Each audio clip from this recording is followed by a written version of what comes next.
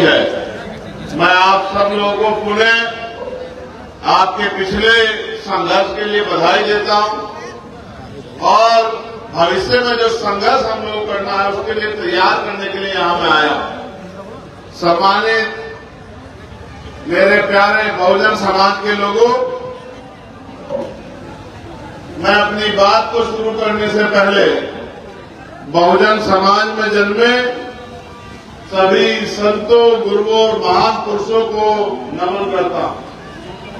महामानव तथागत बुद्ध से लेके संत श्रोमणी सद्गुरु रविदास जी महाराज, भगवान वाल्मीकि महाराज, गुरु नानक देव, संत कबीर, गुरु घासीदास जी, नारायणा गुरु, महामना और शिक्षा की ज्योति जलाने वाले राष्ट्रपिता ज्योतिबा फूले, मां सावित्रीबाई फूले, डॉक्टर बाबा साहब अम्बेडकर, सर छोटू राम, ईवी पेरियार रामानायकर स्वामी, पेरियार लाल यादव, बाबू जगदेव प्रसाद कुशवाहा, जननायक कपूरी ठाकुर, चौधरी महाराज सिंह भारती, महामना रामसुख वर्मा,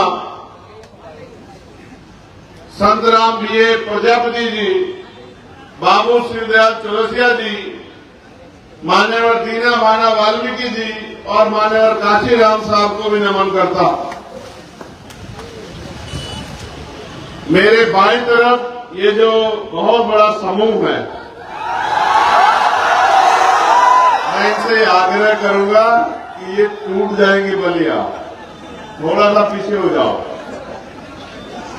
और पुलिस की जरूरत नहीं पड़नी चाहिए जब हमने कह दिया, फिर तो हमारे कहते अपने आप हो जाना चाहिए, तभी फायदा है। अगर अपने आप 1 फीट का फासला बनाओ, 1 फीट का, तब तो फायदा है। और हमारे कहने के बाद में कहना पड़े तो फिर बेकार।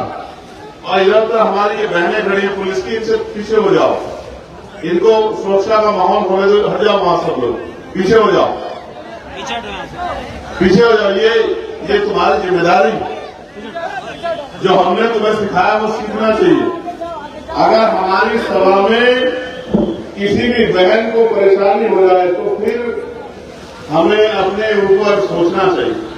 मैं धन्यवाद दूंगा प्रदेश अध्यक्ष जी सुनील कुमार चित्तौड़ जी को, प्रदेश महासचिव डॉक्टर आकिब जी को, प्रदेश संगठन सचिव विनय सागर जी को, प्रदेश संगठन सचिव भीम आर्मी निखिल राव जी को, मंडल अध्यक्ष अयोध्या राहुल भारती जी को, मंडल अध्यक्ष वाराणसी गोरखनाथ घोष जी को, मंडल अध्यक्ष गोरखपुर जंग बहादुर जी को, मंडल अध्यक्ष आजमगढ़ अब्दुल्ला खान जी को और मंडल अध्यक्ष वाराणसी यूथ विवेक कुमार राघव जी को, भाई अब्बास गाजी जी को, यहाँ के चुनाव के जो प्रभारी हैं गौतम प्रसाद जी को और जिला अध्यक्ष हमारे छोटे भाई जयसिंह राणा जी को और विधानसभा अध्यक्ष कटहरी मोनू जी को, माननीय राजेश कुमार जी को, राहुल प्रधान जी को, रामनाथ भारती जी को और जिन्होंने आज मुझसे तो उम्र में बड़े हैं और मैंने भी उनको बहुत लंबे समय तक सुना है मिशन के गीत गाते हुए, बड़े भाई श्रद्धेय किशोर कुमार पगला जी को, जिन्होंने आज आजाद समाज पार्टी में आस्था और विश्वास जाहिर किया है, मैं उनका भी बहुत बहुत स्वागत करता हूं। सम्मानित साथियों, 2 सभाएं आज और सभा जैसा माहौल तो आपने जहां से मैं हाईवे से उतरा था वहां से यहां तक आपने बना रखा, लेकिन आप इतनी बड़ी संख्या में आए हो और मेरी जिम्मेदारी ये है कि मैं आपको बताऊं कि अब आपको क्या करना है। बहुत लंबे चौड़े भाषण भी देने हैं, वो तो मैं लगातार देता आया, लेकिन अब जो है, क्योंकि अब हालात पहले जैसे नहीं रहे। पहले सरकारों में सुनवाई होती थी, गरीब का ध्यान रखा जाता था, उनके महंगाई से लेकर जो समस्या उनके जीवन में होती थी उन पे काम होता था। सरकार जनता के लिए काम करती थी, सरकार जनता के लिए जिम्मेदार होती थी, सरकार जनता के लिए जवाबदेह होती थी। लेकिन अब की सरकारें तो अपनी पार्टी के नेता अपनी पार्टी से जुड़े अधिकारी और चंद पूंजीपतियों के जवाबदेही सरकारें हो गई हैं। अब जो सरकारें काम कर रही हैं, न वो किसानों की जैसी हैं, न नौजवानों की जैसी हैं, न महिलाओं की जैसी हैं, न कर्मचारियों की जैसी हैं, न ही व्यापारियों की जैसी हैं, न ही गरीबों की जैसी हैं। और तो और वो कमजोर वर्गों में भी दलित, पिछड़े, आदिवासी, मुसलमान, जैन, सिख, बौद्ध, ईसाई और जो ऊंची जातियों के गरीब हैं उनके भी वो लोग हितैषी नहीं है। ऐसा लगता है कि वो मुट्ठी भर लोगों को पैसे वाला बनाने का काम कर रहे हो और तमाम गरीबों को लेबर क्लास बनाने का काम कर रहे हैं। जब हम सरकारों के फैसले देखते हैं, वो फैसले जो हमारे जीवन को प्रभावित करते हैं, तो ऐसा महसूस होता है कि सरकारें आज भी हमें इंसान नहीं मानती। अगर सरकारें हमें इंसान मानती तो हमारे बारे में सोचती। अब सोचा क्या है, अभी बजट आया सेंटर का स्टेट का दोनों का, क्या महंगाई कम हुई? गैस के सिलेंडर के दाम कम हुए? बिजली के दाम कम हुए? खाद्य पदार्थों के दाम कम हुए? पेट्रोल डीजल के दाम कम हुए? क्या एजुकेशन का बजट बढ़ा या घटा? बताओ। एजुकेशन का बजट घटा दिया। हेल्थ का बजट बढ़ाया घटाया? हेल्थ का बजट घटा। अब एजुकेशन को समझो। मैंने कल ही पार्लियामेंट में कहा परसों कि जब पढ़ेगा नहीं भारत तो आगे कैसे बढ़ेगा बता। आपने एजुकेशन का बजट खत्म कर दिया। जो छात्रवृत्ति मिलती थी SC ST OBC के लोगों को, वो छात्रवृत्ति समाप्त कर दी। जो जीरो फीस का एडमिशन हो जाते थे, वो आपने जीरो फीस के एडमिशन बंद कर दिए। जब गरीब का बच्चा पढ़ ही नहीं पाएगा तो वो आगे कैसे बढ़ पाएगा, अपने परिवार को आगे कैसे बढ़ा पाएगा? क्या कोई मेहनत मजदूरी करने वाला आदमी, 200-400 रुपए कमाने वाला आदमी क्या एरोप्लेन में चलने का ख्वाब देख सकता है? क्या 200-400 रुपए की मजदूरी करने वाला आदमी इस देश में अच्छा भोजन, अच्छे कपड़े, अच्छा रहन सहन और खुशहाली की जिंदगी जी सकता है? आप मेहनत करने वाले लोगों के हाल देखो। मनरेगा में जो लोग काम करते हैं, कितना पैसा मिलता है? कितना पैसा मिलता है? 230 रुपए के लगभग मिलता है। 10 ऊपर या नीचे। आप बताओ 250 रुपए में घर चलता है क्या?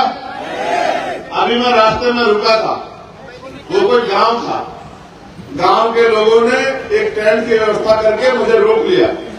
बहुत सारी महिलाएं बैठी थी। अगर पुरुष होते तो मैं हाथ जोड़ के चला आता, नौजवान होते तो आदेश देके चलाता। महिलाओं को, गांव को, बहनों को देख के रुक गया।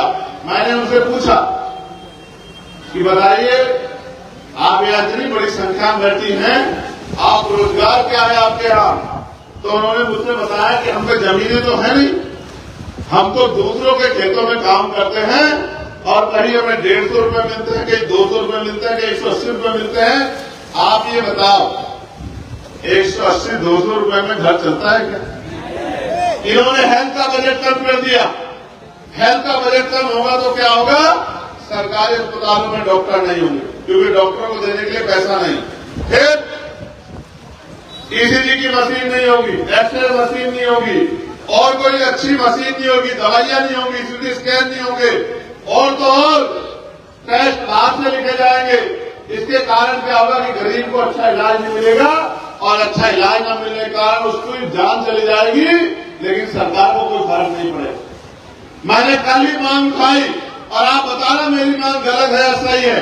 मैंने कल ही मांग उठाई, गौर से सुनो, कि चाहे सुरक्षा प्राप्त अभिनेता हो या नेता हो, नेता AD से लेकर चोटी का हो, या फिर कोई अधिकारी हो, IAS अफसर हो, IPS अफसर हो, या कोई और सरकारी कर्मचारी हो जो सरकारी तनख्वाह लेता है, या कोई व्यापारी हो, उनके बच्चों का और उनका जरूरत पड़ने पे इलाज सरकारी अस्पताल में होना चाहिए। होना चाहिए नहीं होना चाहिए? इससे फायदा क्या होगा आपको पता है? आपको जब अमीरों का इलाज सरकारी अस्पताल में होगा, जो पॉलिसी बनाते हैं उनका इलाज अस्पताल में होगा, उनके बच्चों का इलाज होगा, जो पॉलिसी को लागू कराते अधिकारी उनके बच्चों का इलाज होगा, उनका इलाज होगा, तो फिर सरकारी अस्पताल में सुविधाएं पहुंचेगी और गरीबों को भी बच्चे से अच्छा इलाज मिलेगा, उनकी जिंदगी का भी ख्याल रखा जाएगा, उनकी जान भी मिल जाएगी, उनको भी जो है जीवन जीने का मौका मिलेगा। ऐसे मैंने मांग उठाई परसों जब एजुकेशन के बजट पे अनुदान और मांगों पे मुझे बोलने का मौका मिला। मैंने ये कहा कि चाहे मुख्यमंत्री हो, प्रधानमंत्री हो, राज्यपाल हो, मंत्री हो, विधायक हो या किसी और विभाग का मंत्री हो, IAS अधिकारी हो, IPS अधिकारी हो या सरकारी सेवा का कोई अधिकारी हो, कोई व्यापारी हो, सबके बच्चों को सरकारी स्कूल में पढ़ने की इजाजत मिलनी चाहिए। अब उससे होगा क्या? जब एक ही कुर्सी पे एक ही कमरे में यहाँ IAS अधिकारी का बेटा बैठेगा, यहाँ IPS अधिकारी का बेटा बैठेगा, वहीं बराबर में किसान का बेटा बैठेगा, वहीं मजदूर तबके का बेटा बैठेगा, वहीं मंत्री जी का बेटा बैठेगा। बताओ अच्छी शिक्षा मिलेगी नहीं मिलेगी? बताओ। तो ये मुझे तो महसूस होता है, सरकार को क्यों नहीं महसूस होता? क्योंकि उनको इसलिए महसूस नहीं होता, उनको लगता है गरीब अगर पढ़ लिया और गरीब अगर हंस खुश हो गया तो कल अपने अधिकार मांगेगा, आपके अनुसार इधर उधर नहीं जाएगा, अपने परिवार को तरक्की के रास्ते पर लेके जाने के लिए संघर्ष करेगा और जो अधिकार हमने इनके छीन रखे हैं वो अधिकार हमसे छीन के ले लेगा। ये आपसे डरते हैं, ये आपसे डरते हैं, घबराते हैं, लेकिन इसलिए नहीं डरते घबराते कि आपका भला चाहते हैं। ये इसलिए डरते घबराते, इनको पता है जिस दिन आप लोग अपने पैरों पे खड़ा हो गए और आपको अच्छा भोजन मिलने लगा, अच्छे कपड़े मिलने लगे, अच्छी पढ़ाई मिलने लगी, अच्छा इलाज मिलने लगा, फिर आप इनके बनवा मंजूर नहीं रहोगे, फिर ये आपको अपने तरीके से चला नहीं पाएंगे, फिर ये जो है आप पे शोषण नहीं कर पाएंगे, फिर इस देश में या उत्तर प्रदेश में बहन बेटियों का अपमान नहीं होगा। कोई ताकतवर आदमी किसी गरीब की बेटी की तरफ आंख उठा के देगा, कोई गुंडागर्दी नहीं करे। ये गुंडागर्दी चलती रहे, गरीबों का खून चूस चूस के चंद मुट्ठी में लोग पैसे वाले बनते रहे और नेताओं की नेतागिरी चलती रहे। इसलिए व्यवस्था ऐसी की गई है कि ना कहीं गरीब की सुनवाई होती है, ना ही सरकार की कोई योजना गरीब के पक्ष में होती है। हमने ये तय किया है। मैं धन्यवाद दूंगा आपके माध्यम से नगीना के लोगों का और जितने अम्बेडकर नगर के लोग, और अम्बेडकर नगर का मैं धन्यवाद नहीं दे सकता हूँ शब्दों में, क्योंकि आज भी मेरे याद है कि जिस दिन मैं चुनाव लड़ रहा था तो अम्बेडकर नगर के लोगों ने, इस जिले के लोगों ने 1-1 रुपया, 2-2 रुपया, 10-10 रुपए के नोट जो हैं, मेरे आज भी याद है वो नोट। मैंने चुनाव के बाद वो पोटलियां खोली और वो नोट देख के लगता था कि उसपे हजारों लोगों का पसीना लगा हुआ, इतने लोगों के हाथ से गुजर गया हुआ नोट। जब मैंने वो नोट देखा तो मैं भावुक हो गया कि भाई ये नोट जिसने दिया होगा, जिस माँ ने, जिस भाई ने, जिस पिता ने, उसने नोट नहीं दिया, उसने मेरे ऊपर भरोसा किया, मेरी जिम्मेदारी बढ़ती है उस भरोसे में खड़ा उतर के उनकी जिंदगी में बदलाव करूं। मेरे आज भी याद है वो नोट, और वो नोट मैंने उठा के रखा। आपने मुझे जो नोट दिया है वो सूद समेत अधिकारों के तौर पे आने वाले समय में आपको वापस करूंगा। मेरी बात को आप याद रखें। जिसने 1 रुपए की मदद की है उसको पॉलिसी बना के उसके 50 लाख रुपए की मदद उसके परिवार को करवाने का काम है। ये चंद्रशेखर आजाद आपका नेता नहीं है, ये आपका भाई, आपका बेटा है, आपके बीच का है। और अम्बेडकर नगर के मेरे लोगों भूला नहीं हूँ, भूला नहीं। जो लाठी आपके ऊपर पड़ी थी मेरे आज भी याद है, जब आपने बाबा साहब अम्बेडकर की मूर्ति लगाने का काम किया था और आपकी मेरी बहनों के सरों पे और कमर पे जो लाठियां पड़ी थी, भूला नहीं, बिल्कुल नहीं भूला। आज भी वो जख्म मेरे दिल में है, आज भी वो जख्म मैं अपनी पीठ पर महसूस करता हूँ। मेरे आज भी याद है जब मेरे कई साथियों को पकड़ के अम्बेडकर नगर की जेल में बंद कर दिया गया था और मैं उनसे मिलने के लिए आया था तो सारे अधिकारी लड़के खड़े हो गए थे कि मिलने नहीं देंगे। मैं भूला नहीं, मैं कुछ नहीं भूला। मेरे नौजवान साथियों, मैं आपसे वादा करके कह रहा हूँ कि मैं कुछ नहीं भूला हूँ। बस समय की बात है, समय बदलते देर नहीं लगेगी। अगर आपने मेरी बात पे पहरा दे दिया, जैसे चंद्रशेखर आजाद अपने महापुरुषों की बात पे पहरा दे रहा है, अगर आपने मेरी बात पे पहरा दे दिया, वो दिन दूर नहीं है कि उत्तर प्रदेश में आपकी बात मजबूत होगी और आपके हिसाब से काम होगा। गरीबों के लिए योजना बनेगी और गरीबों को अवसर मिलेंगे आगे बढ़ने के। इस देश की आजादी के 75 साल बाद यहां पहुंचे हम कि आज भी मुंह छेड़ने में हत्या होती है नहीं होती है, मटकी छूने में हत्या होती है, और तो और घोड़ी में बैठने में आज भी अपमानित किया जाता है। अब तो हमारे नौजवान संघर्ष करने लगे हैं, मेहनत करने लगे हैं। मैं इनकी आंखों में चमक देखता हूं और मैं समझता हूं कि नगीना के रिजल्ट के बाद उनके मन में बात चल रही है कि हमें अपनी अपनी विधानसभाओं में भी रिजल्ट इस बार देना है। चल रही है बताओ, तो तुम पे भी मौका आन पड़ा है। बताओ मेरी बात को आगे बढ़ाओगे नहीं बढ़ाओगे बताओ। ऐसे मुट्ठी बंद करो जो लोग मदद करेंगे। आप मेरी बात पर गौर करो मुट्ठी नीची करके।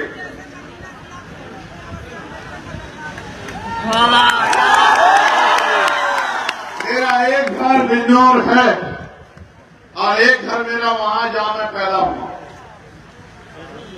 लेकिन मैं इस मंच के माध्यम से कहता हूं कि आपके हर घर में मेरा घर है, मेरी जात का अभियान। और जब तक उन घरों में खुशहाली नहीं आ जाती, उनको सम्मान का जीवन नहीं मिल जाता, तब तक चंद्रशेखर आजाद कहीं नहीं जाने वाला। मेरी बात को अब याद रखना। देखो मेरी बात पे गौर करो, ये लोकतंत्र है। जिनके पास वोट है उनका राज होना चाहिए। लोकतंत्र यानी कि बहुमत का शासन, जिनका वोट होगा उनका राज होगा। और वोट यहाँ कमजोर वर्गों के लोगों को है क्योंकि उनकी संख्या 85% से ज्यादा। अगर वो लोग अपने वोट को इकट्ठा कर लें और अपने वोट का सही प्रयोग कर लें तो वो दिन दूर नहीं है कि उनका राज कहा जा जाएगा। नगीना के लोगों ने मेरी बात को मान लिया, नगीना के लोगों ने मेरी बात पे पहरा दे दिया। नगीना के लोगों को क्या मिला? आज डीएम उनकी सुनता है, आज एसएसपी उनकी सुनता है, आज सीओ उनकी सुनता है, थानेदार उनके सुनते हैं, तमाम डिपार्टमेंट के लोग उनकी सुनवाई करते हैं। और तो हर साल 5 करोड़ रुपया उनको मिलता है अपने क्षेत्र में सड़कें बनाने के लिए, अपने क्षेत्र की समस्या को खत्म करने के लिए, अपने क्षेत्र को आगे बढ़ाने के लिए, स्कूल कॉलेज बनाने के लिए। उनके साथ साथ नगीना के लोगों को उनकी सेवा करने वाला चंद्रशेखर आजाद भी मिला। अगर आप भी मेरी बात को मान लो और देखो, आपको मौका 27 में नहीं मिल रहा है, आपको तो मौका अगले 2.5 महीने के अंदर मिल रहा है। ये कटहरी विधानसभा में उपचुनाव है, ये कटहरी अम्बेडकर नगर, ये हमारा दिल है, हमारा घर है, बहुजन मूवमेंट की सबसे मजबूत धरती है। आपने बहुत सारे लोगों को एमएलए बना दिया है, एक एमएलए आप लोग यहाँ आजाद समाज पार्टी का भी बना दो, लेकिन वो एमएलए ताली बजाने से नहीं बनेगा। वो एमएलए कब बनेगा? जब यहाँ खड़ा हर नौजवान और जिम्मेदार व्यक्ति ये महसूस कर ले और मन में ठान ले कि हमें एक एक आदमी को आज से जाकर तैयार करना है। हजारों की संख्या में आप लोग यहाँ हैं। अगर आप आज से तैयार करना शुरू करोगे तो 1 महीने में 1000 आप और 4 लोग आपका परिवार, 40,000 लोग तो ये हैं। और साथ साथ अगर आपने 1 महीने में एक एक आदमी को भी तैयार किया तो लाखों आदमी तैयार हो जाएंगे कटहरी विधानसभा के। और जिस दिन आपने ऐसा कर दिया तो चुनाव करवा लेना, आजाद समाज पार्टी का प्रत्याशी कई हजार वोट से जीत के चंद्रशेखर की तरह, जिस तरह चंद्रशेखर दिल्ली में खड़ा होकर दहाड़ता है, लखनऊ में मुख्यमंत्री के सामने आपके अधिकारों के लिए सीना तान करके बताओ कितने एमपी हैं लोकसभा में? आपने देखे नहीं देखे सब लोग एमपी? बताओ आपके भाई से ज्यादा कोई बोलता है आपके अधिकारों के लिए? तो बताओ उतने इतने संख्या में एमपी अच्छे, आपका अकेला चंद्रशेखर आजाद अच्छा? बताओ, जोर से बताओ। और अगर आपने यहाँ कटहरी से भी हमारा विधानसभा का विधायक जिता के भेज दिया तो हमारी ताकत आगे बढ़ेगी या कमजोर होगी? बताओ। तो चाहते हैं नहीं चाहते हमारी ताकत बढ़े। अब इसमें मुझे एक बात कहनी है, गौर से सुना नौजवानों, फोन बंद करके एक बार गौर से सुनो। और कुछ लोग वीडियो भी बना लो, जिम्मेदार लोग आपके फोन में रहनी चाहिए, घर जाके बताना। 48,20,000 करोड़ रुपए का बजट है। कितने पैसे का बताओ, जोर से बताओ। 48,20,000 करोड़ का बजट है। कितना का? कितनी जीरो होती है पता है? 48,20,000 करोड़। और उसमें से आपको क्या मिला है पता है आपको? उसमें से मिला आपको 26,000 करोड़ रुपया। कितना?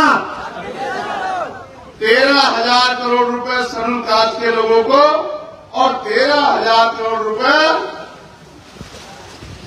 शेड्यूल ट्राइब के लोगों को, आदिवासी लोगों को। और आपकी जनसंख्या कितनी है आपको पता है? भारत की जनसंख्या का 25%। मिलना कितना चाहिए था पता है आपको? मिलना चाहिए था 12,00,000 करोड़। कितना मिलना चाहिए था? और मिला कितना? 26,000 करोड़। लाभ नहीं, यानी कि जितना मिलना चाहिए था उसका 1% पैसा नहीं मिला। फिर समझो, 1 रुपए से बंटवारा, मानो लाखों करोड़ों को छोड़ दो, 1 रुपए का बंटवारा होना था और SC/ST के लोगों को मिला 50 पैसे। कितना?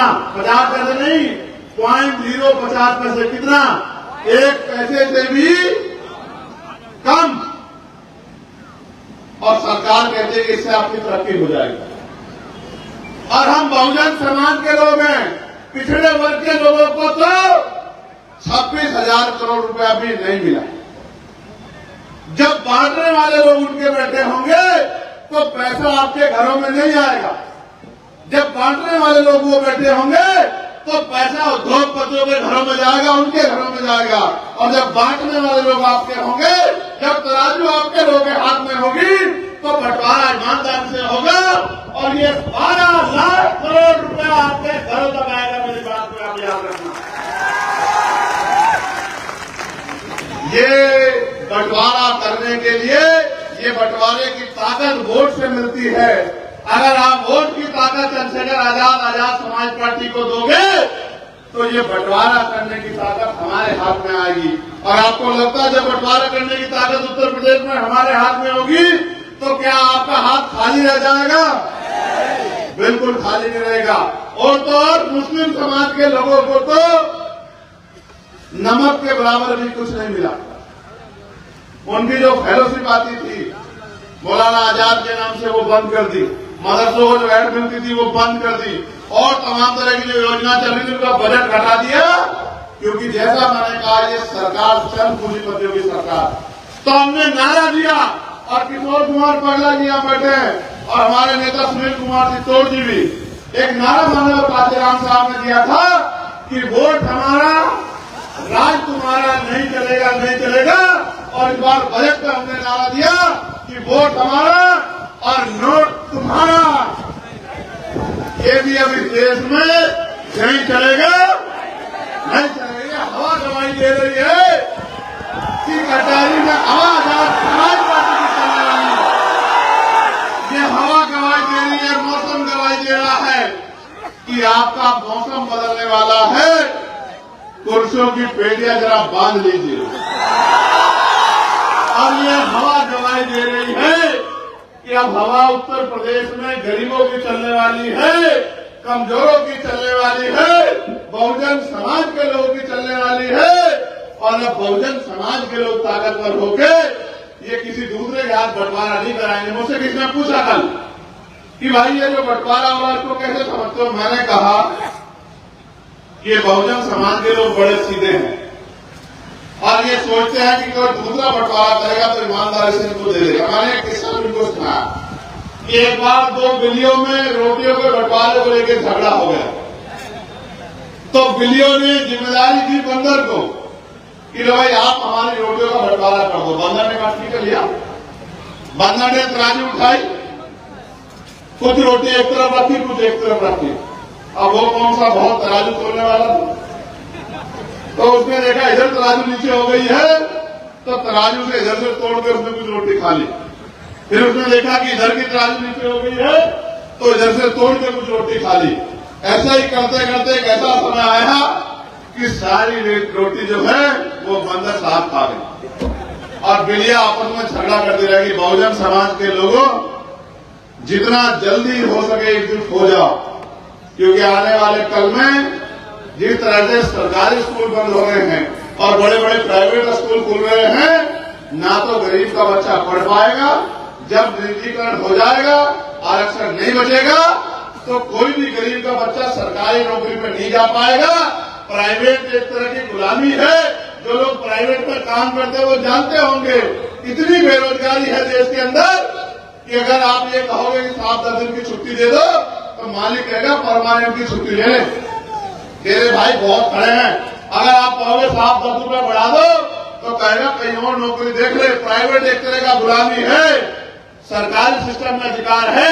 इसलिए मैं आपसे कहता हूं, अगर अधिकार बचाने तो तैयार हो जाओ। और हम तो सबकी लड़ाई लड़ रहे हैं। आशा बहने हो, आंगनबाड़ी बहने हो, भोजन माता बहने हो, ग्राम सेवक हो, बीएड के बच्चे हो, बीटीसी के बच्चे हो, पीआरडी के जवान हो, होमगार्ड के जवान हो, और कोई भी विभाग के लोग हो, अर्धसैनिक बल हो, पुरानी पेंशन का मामला हो या उनका मानदेय बढ़ाने का मामला हो, और तो और जो पुलिस के साथी हमारे खड़े हैं, इनके लिए भी हम लोगों ने लड़ाई लड़ने का काम किया। हमने पार्लियामेंट में इनके लिए भी आवाज उठाई कि इनकी ड्यूटी भी 8 घंटे की होनी चाहिए और बॉर्डर स्कीम खत्म करके इनको भी सप्ताह में 1 दिन छुट्टी मिलनी चाहिए। इनकी वेतन विसंगति दूर होनी चाहिए। हम तो हर व्यक्ति की आवाज उठाने के लिए पार्लियामेंट में हैं। लेकिन मैं आपसे कह रहा हूं, अगर आपका नेता नहीं तैयार होगा, आपका विधायक नहीं बनेगा, तो आपकी आवाज कोई नहीं उठाएगा। क्या कटहरी वालों अपनी आवाज उठाना चाहते हो, उठाना चाहते हो? बताओ तो बताओ, मदद करोगे नहीं करोगे? तो बताओ, यहाँ से जाके सो जाओगे या जाके मेहनत करोगे? बताओ, ऐसे जैसे आज आए हो ऐसे घर से निकल के काम करोगे या चैन से पढ़ के सो जाओगे? बताओ, जोर से बताओ। अगर करोगे मेहनत तो मिलेगी ताकत, और नहीं करोगे मेहनत तो जो दया में रोटी सूखी मिलेगी उसको खा के टाइम काटते रहना। अब आओ साहब अम्बेडकर के प्रयासों से अब इतने तो आगे बढ़ गए हो कि अपने अधिकारों को समझने लगे हो, तो अब तो समझदारी दिखा लो। अब तो समय आ गया, अब तो कुछ ऐसा नहीं बचा। अब तो वोट की ताकत से अपनी ताकत बना सकते हो, नहीं बना सकते हो? अब तो अपने पिछड़े समाज के भाइयों को जोड़ सकते हो, नहीं जोड़ सकते हो? देखो, मैंने अपना काम आपके अपनी जिम्मेदारी के तौर पे जो अभी को मेरी ड्यूटी लगी है मैंने अदा कर दिया। मैंने छुट्टी नहीं बनाई। हम लोग वहां 5 दिन काम करते हैं, सैटरडे संडे में छुट्टी होती है। मैंने छुट्टी नहीं बनाई। पिछले हफ्ते की छुट्टी हमने, एक दिन हम लोग इलाहाबाद रहे और दूसरे दिन संडे के दिन हम लोग मिर्जापुर रहे।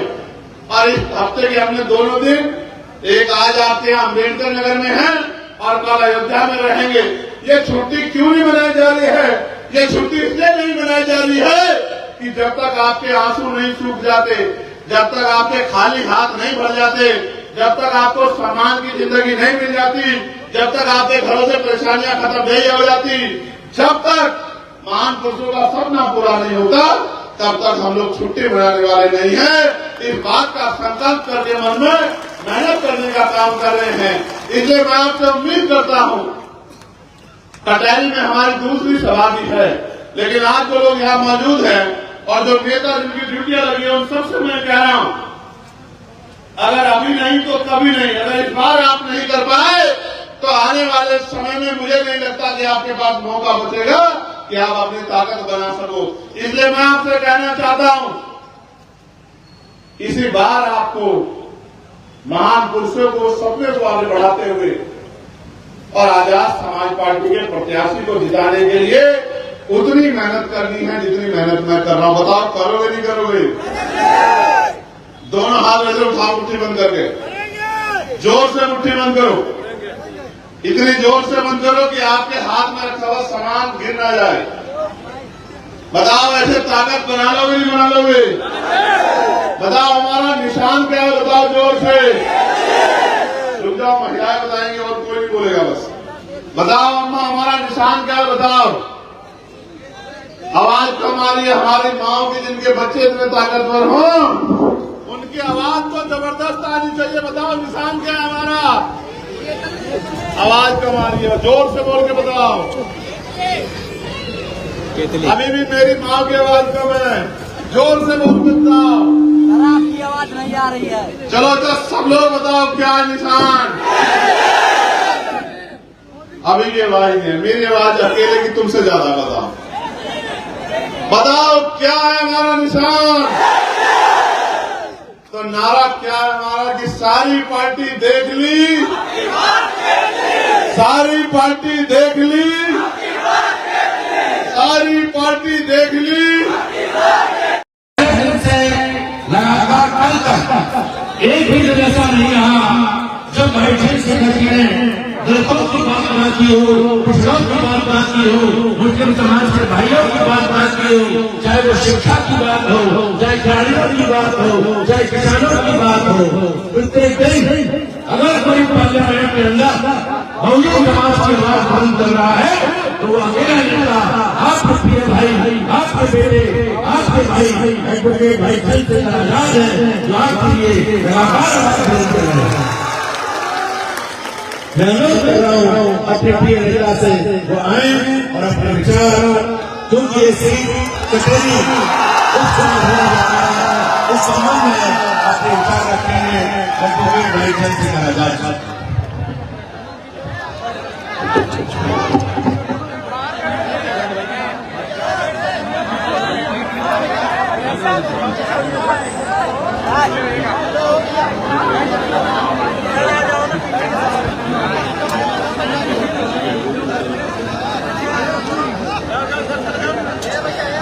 बहुत बहुत धन्यवाद अध्यक्ष जी।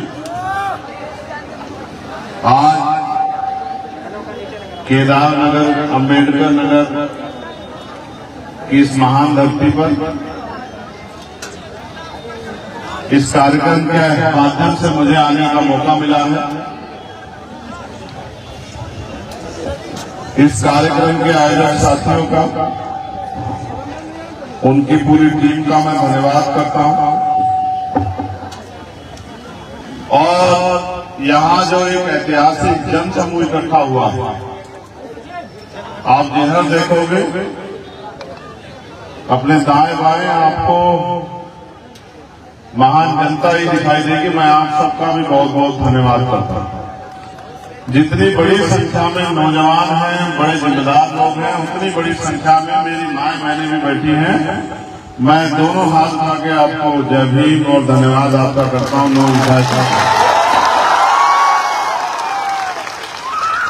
इस मंच पर उपस्थित पार्टी के प्रदेश अध्यक्ष सुनील कुमार चित्तौड़ जी, भाई डॉक्टर आकिब साहब, विनय सागर जी, निखिल जी, अब्बास गाजी जी, अब्दुल्ला जी, विवेक राघव जी, राजेश यादव जी, जंग बहादुर जी, गौतम प्रसाद जी, शिव प्रकाश विश्वकर्मा जी, सौरभ यादव जी, सम्मानित जिलाध्यक्ष जय सिंह राणा जी, नवनीत जी, अरुण कुमार शास्त्री जी, राहुल भारती जी, भाई सगीर राणा जी, इस कार्यक्रम के जो आयोजक हैं, जिनकी ड्यूटी यहां लगाई है, भाई गोरखनाथ बोध जी, मुकेश कुमार बोध जी, धर्मवीर विद्यार्थी जी, इंद्रजीत कन्नौजिया, बबलू राज जी, डॉक्टर रजनीश जी, महेंद्र कुमार बोध जी, डॉक्टर विनोद जी, एडवोकेट दीदू जी, अमन वर्मा जी,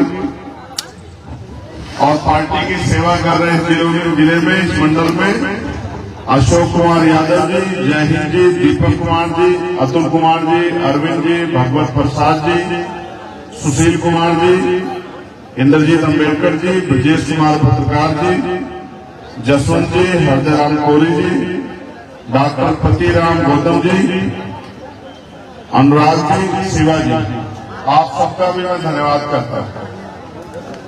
और अपनी बात को शुरू करने से पहले बहुजन समाज में जन्मे सभी संतों, गुरुओं और महान पुरुषों को मैं नमन करता हूं।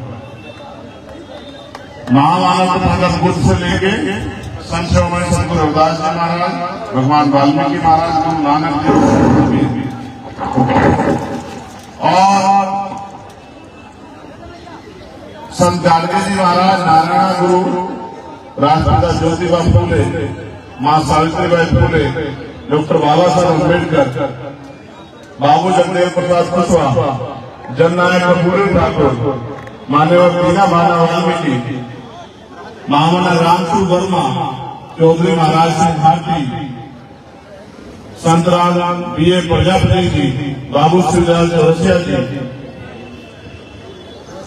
मान्यवर काशीराम साहब को भी मैं नमन करता हूं।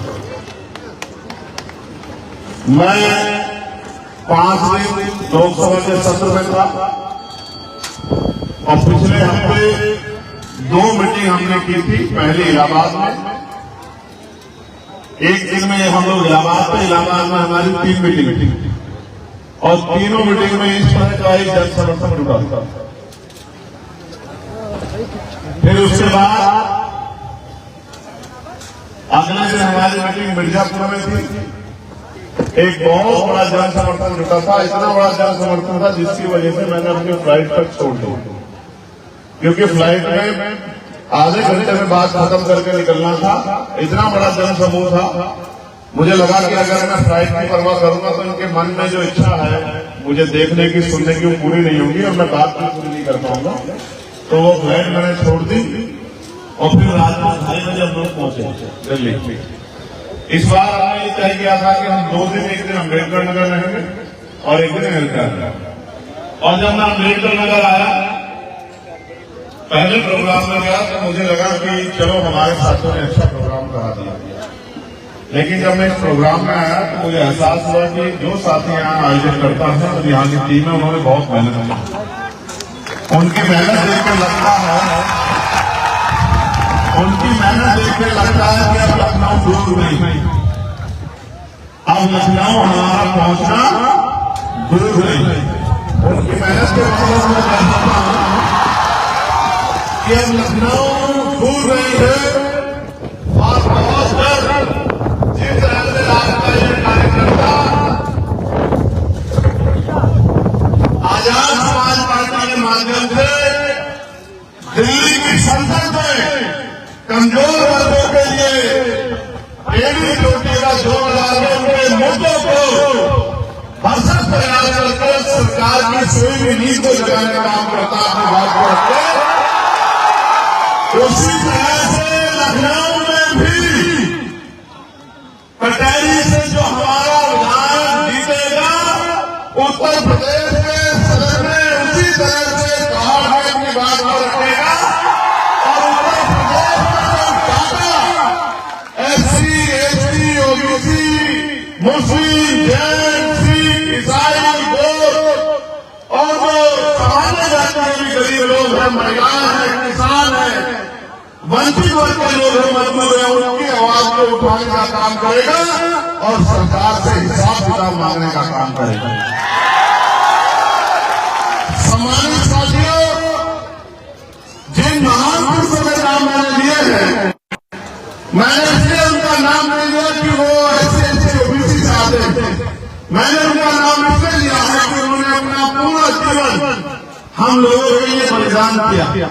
उन्होंने अपने 74 बच्चों की कुर्बानी दी, उन्होंने अपना सुख चैन त्याग दिया, उन्होंने अपनी रोटी की, अपनी दवाई की, अपनी आराम की कोई परवाह नहीं की और उन्होंने वो पूरा जीवन हमारे लिए जिए। तो हमारा ये फर्ज रखता है उनकी संतानों का कि उनके अधूरे सपनों को पूरा करें।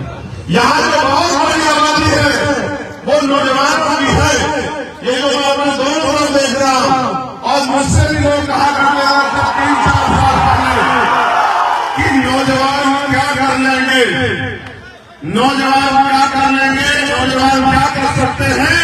इन नौजवानों ने करके दिखाइए हकीकत में कि नौजवान देश में बदलाव हो सकते हैं और इन नौजवानों के बदलाव से ये हुआ कि आप इस लोकसभा से जीत के आए हैं, वहां के जिलाधिकारी से लेके, वहां के SSP से लेके, यही से छोटी सेक्शन के अधिकारी हैं, वो हमारी हर एक बात में जिम्मेदारी से काम करते हैं। और अगर कहीं किसी पर जुल्म कोई कर देता है, अब वहां धरना करना नहीं पड़ता, अब वहां तत्काल न्याय होता है, FIR दर्ज होती है। अगर सत्ता के दबाव में कोई छोटे अपराध दर्ज करा देता है तो अब हमारे लोग वहां निर्दोष लोग की गिरफ्तारी नहीं होनी चाहिए। अब वहां कोई किसी कमजोर नस्ल व्यक्ति पे मुंह से रखने पे, गोली में बैठने पे, मटकी छूने पे जुल्म नहीं कर सकता है। अब वहां के लोगों के हिस्से में हर साल 5 करोड़ रुपए आएंगे और उन 5 करोड़ रुपए से उनके क्षेत्रों में स्कूल बनेंगे, कॉलेज बनेंगे और अच्छी सड़कें बनेंगी, बिजली पानी की व्यवस्था होगी और गरीबों की बीमारी और तमाम तरह की दिक्कतें हैं उनके इलाज की व्यवस्था भी सुचारू होगी।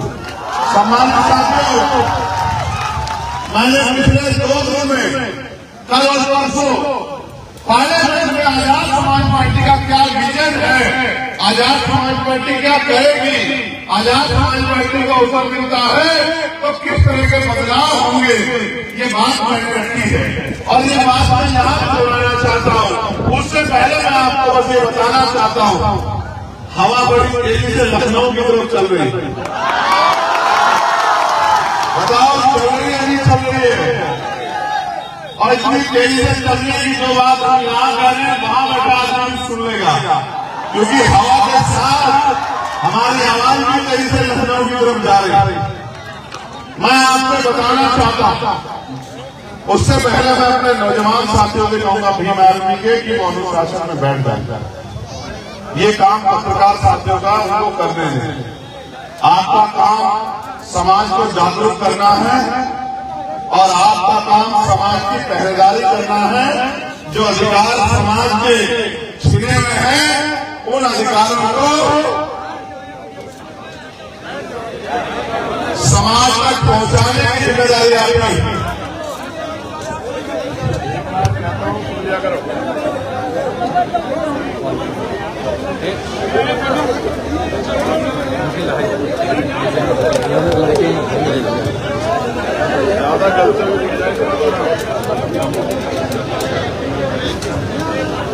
इनको मैंने इसलिए बिठाया कि पीछे बैठे हुए लोगों को देखने में कोई दिक्कत ना हो। सब ठीक है ना? दिखाई दे रहा है ना? और सुनाई आवाज आ रही है नहीं आ रही है? तो मेरी बात पे गौर करो। इस देश में आज जो अधिकार हमें प्राप्त है वो लंबे समय से नहीं थे और वो अधिकार आजादी के साथ नहीं मिले। आजाद हम लोग 15 अगस्त 1947 को हो गए थे। 14 अगस्त 1947 को जिसकी जेब में 10 रुपए थे, गौर से सुना काम आएगी और सब समझ आ जाएगा। जो बात आप किताबों में 10वीं 12वीं ग्रेजुएट पोस्ट ग्रेजुएट होकर समझ नहीं पाओगे, वो एक निसंदिग्ध कार्यकर्ता आपको आधे घंटे में समझा देगा और आपको समझ में आ जाएगा। 14 अगस्त 1947 को हम लोग इस देश में अंग्रेजों के गुलाम थे। क्या थे? जोर से बताओ क्या थे? 15 अगस्त 1947 को ये देश आजाद हुआ, लेकिन 14 अगस्त 1947 को जिसकी जेब में 10 रुपए थे, 16 अगस्त आजादी के अगले दिन भी उसकी जेब में 10 रुपए थे। जिसकी जेब में 1 रुपया भी नहीं था उसकी जेब में 16 तारीख को 100 रुपए नहीं आए, 1000 रुपए नहीं आए, उसकी जेब 16 तारीख को खाली ही थी। जिसके पास 100 बीघे जमीन थी उसके पास 16 तारीख को भी 100 बीघे जमीन थी, और जिसके पास 1 गज जमीन नहीं थी उसके पास 16 तारीख को भी 1 गज जमीन नहीं। जिसके पास उद्योग धंधे नहीं थे उसके पास आजादी के बाद उद्योग धंधे नहीं आए। जिसके पास नौकरी नहीं थी उसको 16 अगस्त को नौकरी नहीं मिली। असली बदलाव हुआ जब 26 जनवरी 1950 को डॉक्टर बाबा साहब अम्बेडकर का संविधान इस देश में लागू हुआ। वो संविधान जो मजदूर को भी वही इज्जत सम्मान देता है, अवसर देता है जो मुख्यमंत्री के बेटे को देता है, जो विधायक के बेटे को देता है, जो उद्योगपति के बेटे को देता है, वही जिंदगी जीने का अधिकार किसान मजदूर के बेटे को भी देता है। अब संविधान तो लागू हो गया, लेकिन बाबा साहब को यह एहसास था कि अगर हमारे लोग पढ़ लिख नहीं पाए तो अपने अधिकारों को नहीं जान पाएंगे, और अधिकारों को नहीं जान पाएंगे तो अधिकारों को ले नहीं पाएंगे। उनको एक डर था कि जिन लोगों ने सदियों से उनको अधिकार नहीं दिए वो आज उनके ऊपर दया खाके उनको अधिकार नहीं देंगे। इतने दयावान लोग नहीं है, इसलिए उन्होंने हमें वोट का अधिकार दिलाया। क्या दिलाया? जोर से बताओ, क्या दिलाया?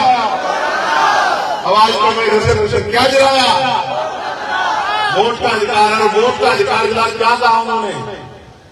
आज मैंने रानी का पेट चीर दिया, आज के बाद राजा रानी के पेट से जन्म नहीं लेगा, राजा जन्म लेगा बैलेट बॉक्स से आपकी वोट से।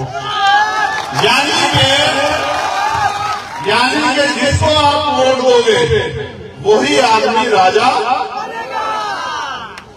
इसलिए उन्होंने जब वोट का अधिकार दिलाया तो सब लोग नाराज हो गए। कोई कहता वोट का अधिकार उनको दो जिनके पास बहुत पैसा, कोई कहता उनको दो जो लगान देते हैं, कोई कहता उनको दो जो उद्योगपति है, कोई कहता उनको दो जो ऊंची जाति है, कोई कहता उनको दो जिनमें बहुत जमीन है।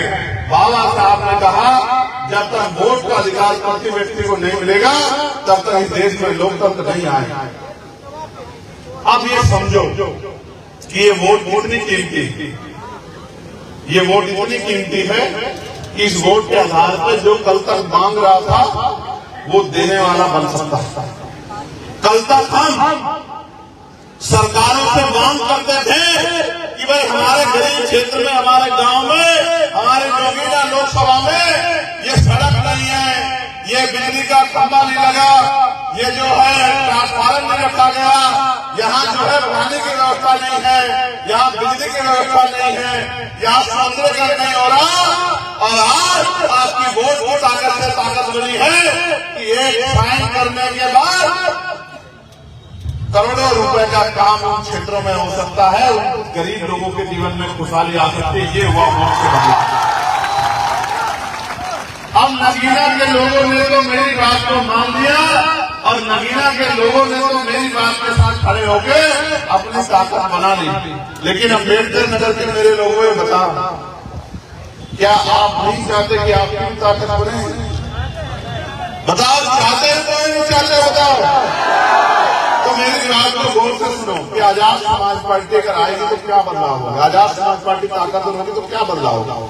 मैंने परसों ये कहा, गौर से सुना, और ताली मत बजाना वरना सारा ध्यान हट जाएगा। बस सुनना, गंभीर हो जाओ। ये तुम्हारे बच्चों के भविष्य का सवाल है, ये नौजवानों के भविष्य का सवाल है, ये हमारी आने वाली पीढ़ियों का सवाल है, ये देश में हमारे इज्जत सम्मान से जीने का सवाल है।